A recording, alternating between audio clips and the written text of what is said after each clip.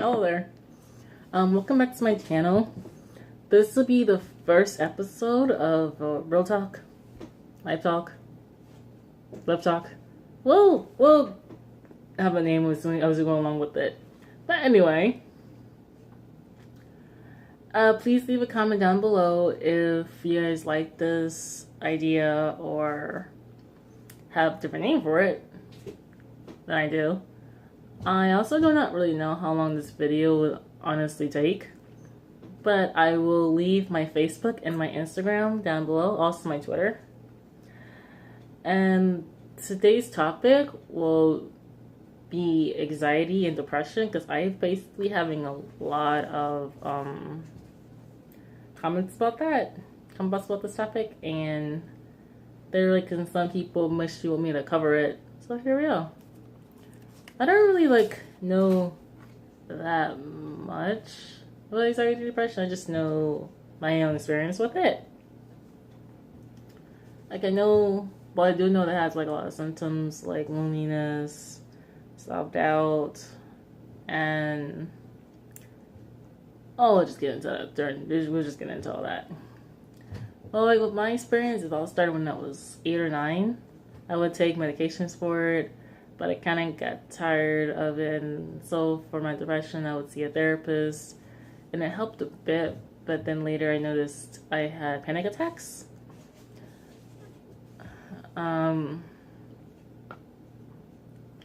Shortness of breath.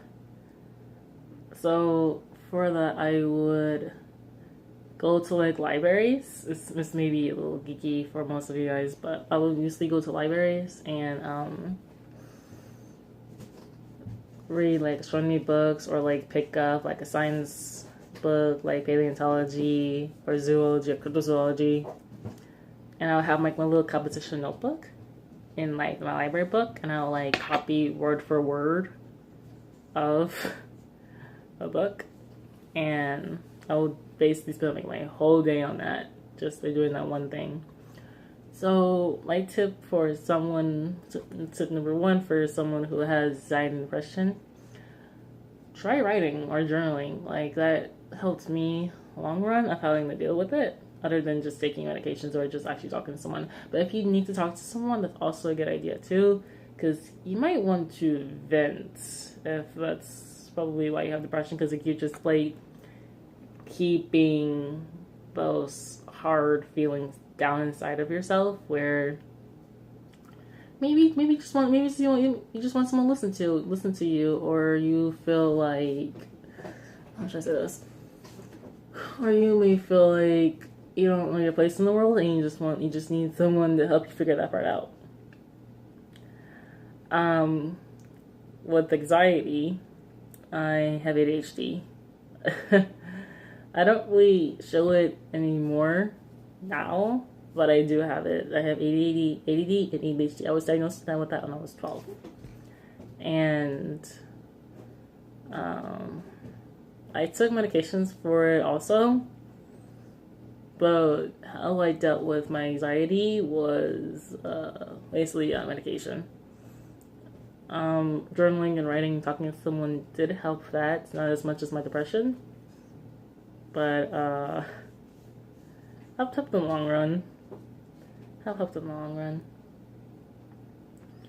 Also, what I tried to do was exercising or yoga, because if you feel like you, how should I say this?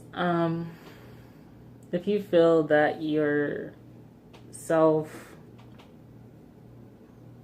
that you're not the way you vision yourself to be physically, try having a certain routine that you want to try, or try drawing or pottery. I never done pottery, but ever since I was a kid I've always wanted to do it, because it seems so relaxing with you just molding the clay and trying to create a sculpture or a cup or a mug, because I always want to create my own mug. But yoga is very soothing, meditation. It's you It's like you chill and you just come back to your own space and just come back to your own mind and just clear all those thoughts out. And you think, just, and like try it just for a day or try it when you first wake up, because it will change like your whole mindset with like you clearing your mind, clearing your body, and like having like positive affirmations that like, not like I'm like the best or anything, but today's gonna be a good day. The sun is shining. Today's gonna be a good day. Just like have like that in your mind constantly, because the mind is a powerful thing. If you say something negative to yourself, you're bound to believe that negativity. If you say something positive to yourself, you're bound to believe that positivity. So like the more positivity you bring into yourself, the less likely, the less likely you believe that with your with yourself. Also, last thing, if you feel that, okay, well, with me, when I was little, I would always like have like my little stuffed animal, which like I basically used to love as a kid. I would love my stuffed animals as a kid, and and having that around me made me feel so calm that like I felt like, I know this made me a little silly, but I felt like I wasn't alone in most parts of my life, where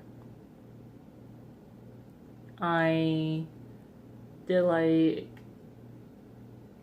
well, I had a dog. I had a little Pekingese once, and he would brighten up my day every single morning. Like when I woke up in the morning, like his little body would be right underneath the bed. And he would just look at me and say like, I'm here, love me. You know what I mean? Like dogs, like if you have a dog or a cat, like those, like they'll be like the best thing to ever make your day better. Or like even when I was sad, I would always like hug him all the bloody time. Like I would always pick his little booty up and just hug him and just cry on his little fur, cry on his little shoulder. It's like, yeah, like, because the cats and dogs, they're there for you. Like they're there to, like, you love them, but they're there to love you back. That's what I'm saying. Especially if you have a gerbil or a cat. Like I went to a pet store once, and I picked up this little gerbil, right? And like he had like his little head resting on my shoulder, and I was like, oh my gosh, I so want to take you home. You're hugging me so nicely. Like if you like want like that nice hug that you don't have anywhere, just hold a dog or a cat and just hold it. Just, they'll definitely enjoy that, and so will you. It makes you feel better. It makes you feel so much better. And just having a dog just smile at you when they're happy, it makes you laugh.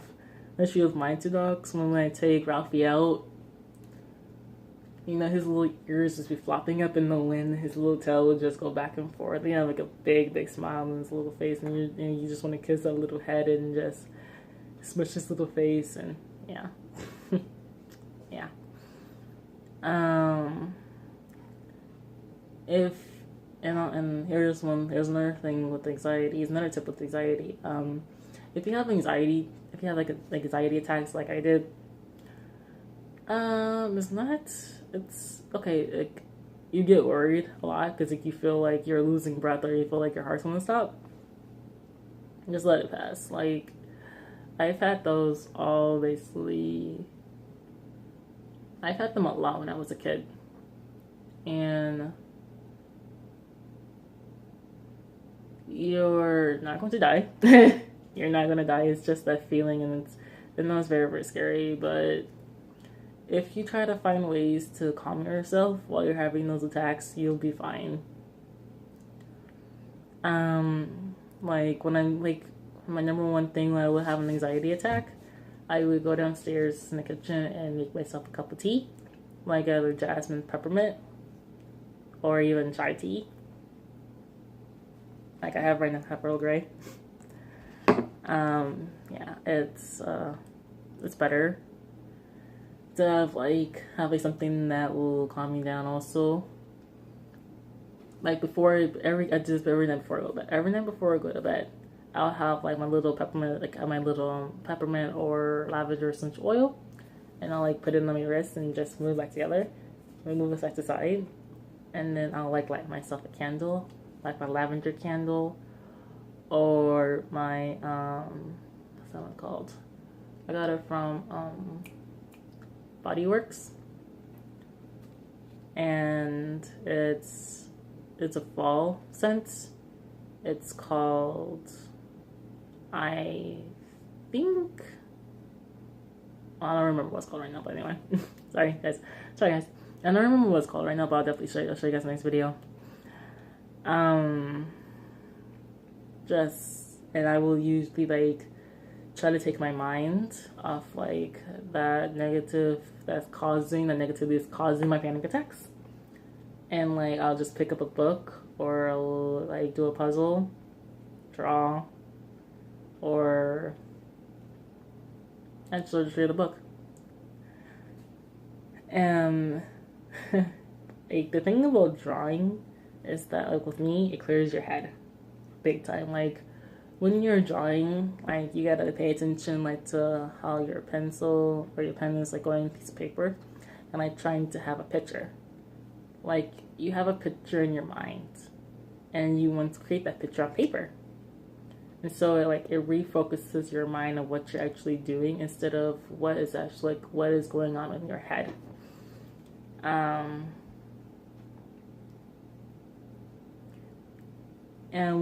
And some people, when they're depressed, they want to commit suicide or just want to be left alone. Like I was there. I wanted to do a lot of things to myself. I never exactly did it because I knew the consequences of that, and it just wasn't worth it. It's just not worth it. Oh yeah, also self-doubting yourself is also another thing with depression and anxiety. If you self-doubt yourself, then that's like literally forcing your mind to believe that, and that's not a good thing. Like if you're forcing your mind to believe something bad about yourself, and if you have people around you that say the same exact things, then it's just to get away from that. Just and that's like I'm not exactly telling you to run away, but yeah, don't run away, but just try to get away from that just for a bit, or just play some loud music, or just ignore it. Just ignore it. It's not worth this. It's just not worth getting into your skin. Is what I'm trying to say. Yeah, I kind of this whole video would be kind of a rant, but I think it's very, very good to cover these topics. And if you feel like you're lonely or you don't have anyone to talk to, you have yourself to have fun with. You have yourself to like do things that you want to do because you know yourself better than anybody else does, honestly.